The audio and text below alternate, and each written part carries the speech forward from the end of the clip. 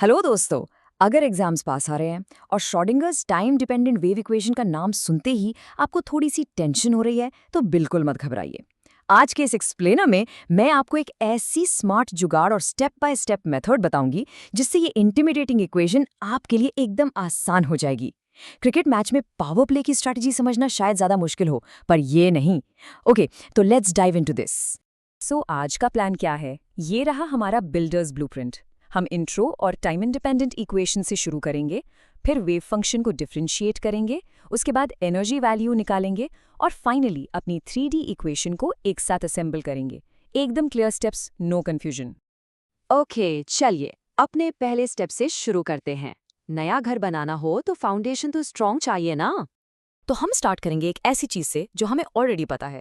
हम Schrödinger's time independent wave equation लेंगे और उसमें थोड़ा सा बेसिक अलजेब्रा यूज करके एक स्लाइट रीअरेंजमेंट करेंगे। हम चीजों को कुछ इस तरह सेट करेंगे कि जो एक साई टर्म है यानी energy multiplied by wave function वो ब्रैकेट के अंदर एकदम क्लियरली आइसोलेट हो जाए। बस इसको हम इक्वेशन 2 मान लेते हैं। ये एक साई वहां आराम से बैठा है, उसको वहीं पार्क कर दीजिए, हमें बाद में इसकी जरूरत पड़ेगी।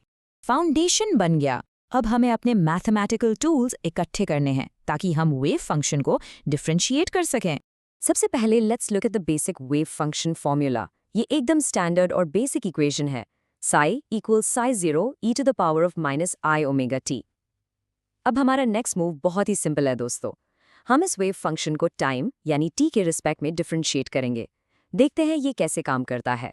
चलिए इस स्टेप बाय स्टेप लॉजिक को समझते हैं। जब हम e की power minus i omega T को टाइम के रिस्पेक्ट में डिफरेंशिएट करते हैं तो मैथ्स के रूल के हिसाब से जो कांस्टेंट है यानी माइनस आई ओमेगा वो नीटली आगे नीचे आ जाता है और बाकी का हिस्सा एग्जैक्टली हमारा ओरिजिनल psi ही रह जाता है। तो इसको सब्स्टिट्यूट करने के बाद हमें मिलता है D psi by D T equals minus i omega psi। देखा कितना क्लीन और सिंपल हो गया। Next step. अब वक्त आ गया है एक छोटी सी मैजिक ट्रिक का, जहां हम एनर्जी वैल्यू कैलकुलेट करके उसको मैथ से कनेक्ट करेंगे। अब तक हम प्योर मैथ कर रहे थे, बट अब इसको क्वांटम फिजिक्स से कनेक्ट करने का टाइम है, एनर्जी के थ्रू। जैसे पुराने रेडियो पर एफएम स्टेशन सेट करने के लिए फ्रीक्वेंसी ट्यून करते हैं ना, यहाँ भी फ्रीक्वेंसी का ही खेल है। हम जानते हैं कि एंगुलर फ्रीक्वेंसी यानी ओमेगा होता है 2 पाई न्यू, और क्वांटम मैकेनिक्स में प्लैंक्स एनर्जी फॉर्मूला क्या होता है? E equals H new. तो यहाँ से हम फ्रीक्वेंसी यानी न्यू को E बाई एच लिख सकते हैं।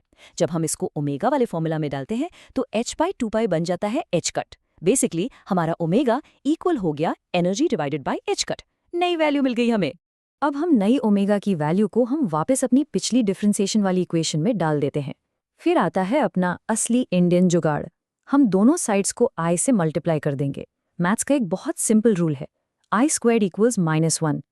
तो जैसे ही हम आई स्क्वायर्ड की जगह -1 रखते हैं वो माइनस और माइनस प्लस हो जाता है और हम फाइनली अपने उस ई psi को आइसोलेट कर लेते हैं। रिजल्ट आता है ई psi equals I H cut multiplied by D psi by D T. ये इस पूरी डेरिवेशन का बहुत बड़ा टर्निंग पॉइंट है। ऑसम, हमारे पास ASCP की एक बिल्कुल नई और फ्रेश वैल्यू आ चुकी है। अब चलते हैं अपनी फाइनल 3D इक्वेशन बनाने की तरफ। जिस तरह घर के सारे हिस्से एंड में एक साथ जोड़े जाते हैं, हम भी वही करेंगे। याद है हमारी फाउंडेशन इक्वेशन, इक्वेशन 2, जहां हमने स्टार्ट में ई psi को पार करके छोड़ा था, राइट? अब हमें बस अपना ब्रांड न्यू ई psi वैल्यू यानी आई एच का D psi by D T उस एग्जैक्ट स्पॉट पर प्लग इन करना है। बेस बिल्कुल वही है, बस एक पुराना पजल पीस को निकाला और उसकी जगह ये नया और बेटर पीस वहां फिट कर दिया।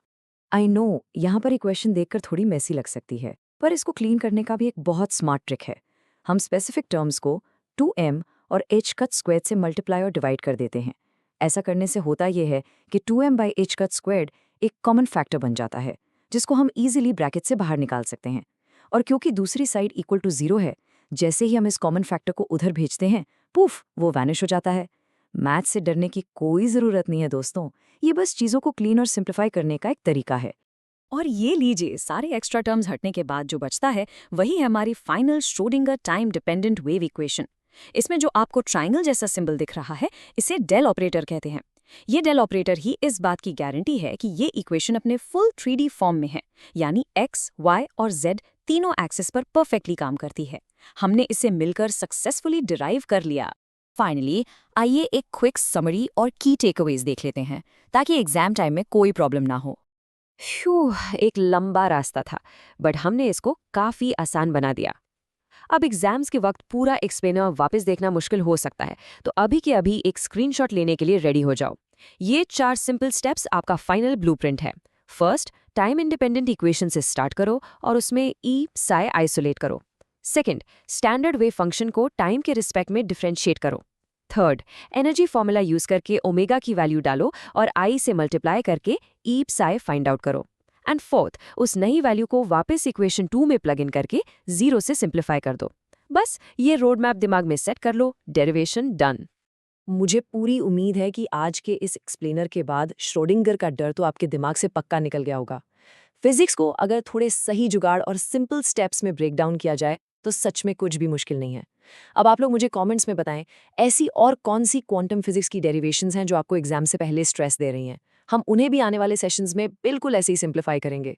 अगर इस एक्सप्लेनर ने आपकी थोड़ी सी भी हेल्प की है तो एक ट्रू दोस्त की तरह सब्सक्राइब जरूर करना और इसे अपने क्लासमेट्स के साथ शेयर करना। पढ़ते रहिए और एग्जाम में मचाते रहिए।